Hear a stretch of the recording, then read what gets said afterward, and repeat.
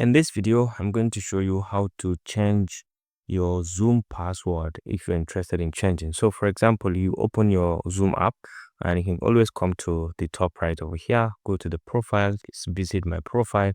And once you are here, you can always come to profile here. You go all the way down. You can see password over here. Sign in password. You can change it by coming to the edit here, and you can put in the old password and the new password. Once you put the old password and put the new password, click on save changes over here. You can be able to, so let's say I have my, so you come over here and type in the new password.